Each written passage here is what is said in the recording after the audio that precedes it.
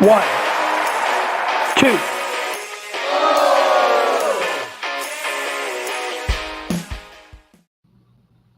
Hello, everybody, and welcome to another fine episode of The Kickout, the final word in professional wrestling. I am the Wizard CZ, one half of the 4 frequency sake tag team champions of the world. Before I bring in my partner, I got to mention, right above my shoulder here, our QR code for the 4 frequency sake Toys for Tots Fantasy Football League, the Toys for Tots Bowl. Sign up. We have our own league. We're working on our second league now. So we've got one full, a few away from another one here. So I'm excited. We're gonna have a lot of fun with our fans and friends. And of course, that being said, I say I couldn't do this without my tag team partner, Mr. Never Wrong, Nick Bull. Nick, how you feeling today, my friend? I'm feeling great, CZ. I am the proverbial turd in your pocket, so you can say we. Well, I wouldn't call you a turd by any means. I'm doing great. Not gonna lie, at our age, or at least at my age, CZ, took me a couple days to recover from WrestleMess this past weekend. I guess growing up, we're not accustomed to getting that much wrestling in one sitting. But when you want to think about it, look at our situation this past weekend, I'm sure just like many others, we were watching wrestling for like 8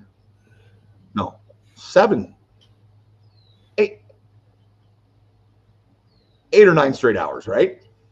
Somewhere around there, yeah. Yeah, essentially 6 hours all in, and then you want to talk 2 hours of Saturday night's main event, and if you want to talk the Evolution, you want to talk also Great American Bash, long weekend. It took a while to recover, but that's not complaining. I mean, we're just older now, and wow, I don't know if I could have handled this much wrestling when I was younger at one time. Like, could you imagine being 18, 19, 20, 25 years old, 18 to 25 and watching that much wrestling? I couldn't fathom that. You couldn't fathom that at that time. You know what I mean? So no. Times and technology, they are changing. But a big show this past weekend, I think, for a lot of people. But CZ, one particular thing has got you interested. So what do you want to talk about?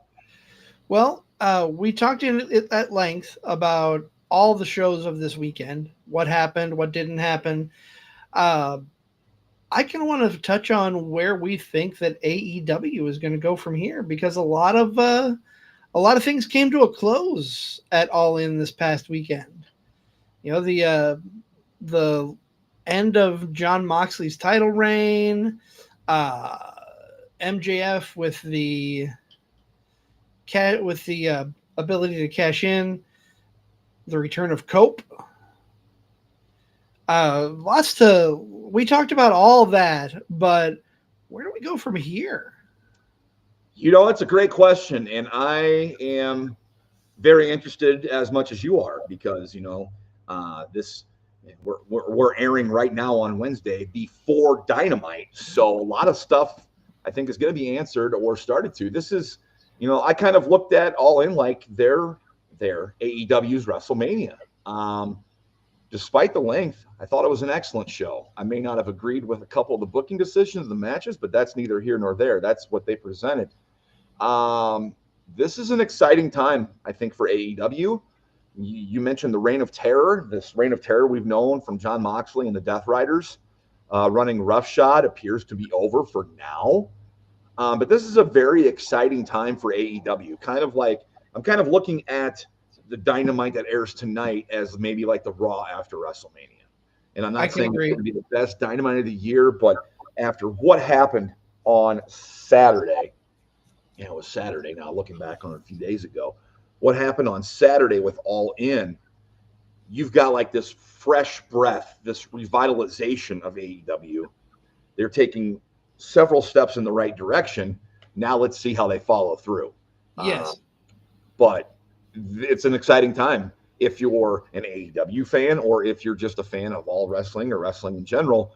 Exciting time, and definitely very interested to see how it goes now with a new champion, the dynamics, and what the new storylines are going to be. A lot of things going on. Good for All Elite Wrestling right now. And I mean, you got to wonder now, coming out of All In, I would have thought that Mercedes Moné would have won the big title, added to her repertoire of belts, so we could build this thing with Athena. And I think that's eventually where the road is going to lead with Athena and Monet, because they have some animosity with each other. But kudos to her for winning the contract on the women's side. I think she should have been in this main roster picture on the main event for a long time. But how long has she held the Ring of Honor women's title now? 2 years? 3? Dude, it is. I can look here. I don't know how long her reign is. It's forever. They call her the forever champ. She's been champ for I think it's like over 900 and some days. We'll find it here at some point. Anyways, my question about this is, if AEW thought so highly of Athena, which it appears they do, right, with her winning this women's gauntlet, why hasn't she been up sooner? No, I agree. I mean, really, why hasn't she been up sooner? Because why is it? I mean, she's proven that she can wrestle for the other company, hold titles in the other company, held titles here, held titles in NXT when she was with the other company on the developmental side of things. Why hasn't she been called up sooner? What's going on there? Because it's a great question, and she's flirted with the main roster for a while. Well, I don't feel like ROH is that big of an importance to be addressed for her to be a need there. Right. If you know what I'm saying, if you know what I mean, like I think she's a bigger need on the AEW roster than she is the Ring of Honor roster. So I don't know if there's some backstage politicking going on, somebody pissed off the wrong person at some time. I don't know, but it leads me to ask, it leads me to wonder, it leads me to want to believe, why haven't they looked at her sooner as a viable option? Yeah, that's a great question. I don't have a good answer. Got to look at another big thing coming out of All In, and that's we'll talk tag teams a little bit before I get to where I think the tag team titles are going. Our good your favorite team out there, the EVPs, now former EVPs. So what does that mean now that the Bucks are no longer pulling the strings, at least on camera? At least on camera. I doubt they're giving up the extra zeros on that paycheck. That's not going to be a stipulation for a pay-per-view, but probably storyline and on screen. You're probably going to see the Bucks try to tread water for a little bit, plot their next move. I don't know. It's probably going to happen here after we go off the air. Dynamite will air top of the hour, and we'll know more. But I really don't know what's next. You've got the Hurt Syndicate, who are over. You've got the Young Bucks. You've got FTR staking their claim at wanting to be in that title chase. Now you got this team Jet Speed that's turning heads and gaining a lot of interest with Speedball Mike Bailey and Kevin Knight. So you got the Outrunners. So starting to develop a pretty deep and pretty decent tag team field. Yes. I just hope they don't squander this opportunity, because there's been times in the AEW's past where they haven't had the best tag team field. But let's go out there and have some tag team matches, man. We got some good teams. I would go out on a limb. I don't know how you dethrone the Hurt Syndicate, man. They are so powerful. They're so over. Dude, it's Bobby Lashley. Like, Bobby Lashley's a big dude. And then you look at Shelton Benjamin, and he's not small. So they're a physically imposing team. I like to call them Doom 2.0, a big throwback to the WCW. Oh, I like that. Doom was masked, but they became unmasked. Of course, it was Ron Simmons and Hacksaw Butch Reed. But I like to think these guys are probably a little bit better wrestlers than Doom. But both physically impending forces, would love to have seen it. you've got to think, despite them being on the 0 hour, which we talked about on Sunday, you've got to think that there's a build for FTR to square off against the Hurt Syndicate at some point here in the near future, wouldn't you? At some point, but we were teased that it's going to be something down the road, maybe with Edge or Cope, and maybe Christian. So I think that's maybe the match they want to build towards. So maybe FTR, they're going to build their story, bitching and complaining that they're not in the title chase, but they're going to still, stoke that flame by being in a high-profile match with like Cope and Christian, I believe, down the road. So I'm glad you mentioned Christian, because that's something else to look at. Where does Christian, how does he find himself after he lost his family? It takes some time to find yourself. This could be months down the road. We don't know how long it's going to take. But, I think we're going to get, the Edge and Christian reunion we all want. It's just in another company with different names, right. Essentially. So, wrestling fans will rejoice. It'll be fun. Edge and Christian against FTR has got my interest. So, for sure. It's definitely going to be an interesting time. And right now, I would say that the tag division in AEW is better than the tag division on Monday Night Raw. I'm just going to throw that out there. There's a tag division on Monday Night Raw? Well, I mean, kind of. Creed Brothers, New Day, Judgment Day. And the Viking Bikers. Viking Raiders Death Machine. Yeah. Yeah. Yeah. Yeah, but we were combining shows there when we counted the AEW teams. Fair enough. But fair enough. They don't have as clear of a split as WWE does with their roster, though. Right. Well, if you like the talk you hear here, this is our short form show, midweek show, The Kickout. Of course, we are known for, I hope, the Card Subject to Change podcast by the fan for the fan. Of course, The Kickout also. We're all brought to you by here, powered by Low Pies Pizza, built by Durham Remodeling, and colored by Ryan Allison Tattoo. I want to get those guys out there and thanked. If you like what you hear here, tune into our long form show, which is Card Subject to Change. What is coming up, CZ, on our next episode?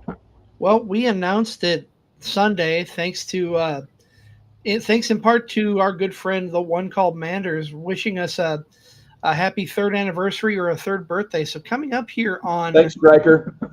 Thank you, Stryker, for getting that footage for us. Appreciate it. Thursday, July 31st at Kavanaugh's Hilltop Bar and Grill in Rock Island. We're having a bit of a party. We're going to do a live podcast. We're going to have some prizes to give away, some free swag as well. And rumor has it there may be a cake. And we all know what happens when you incorporate cake into a wrestling event. Cake, weddings, contract signings. Yep. Tune in. You're not going to want to miss it.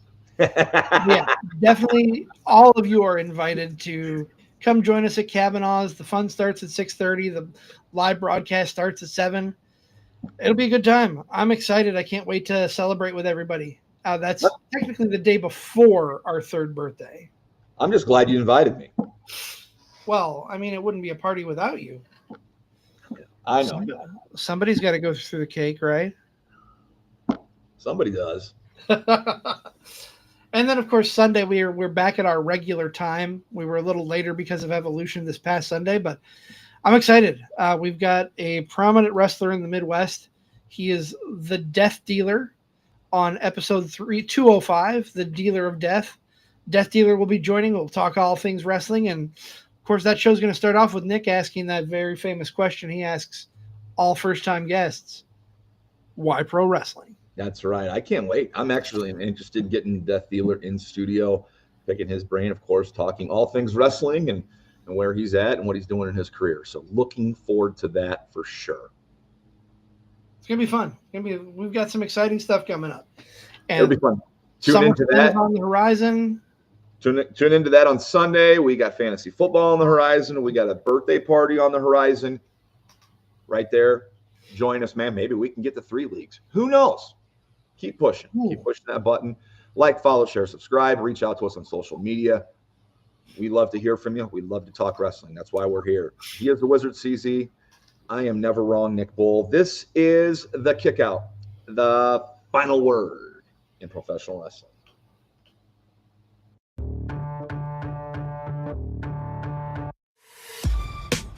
This has been a For Frequency Sake Podcast Network production.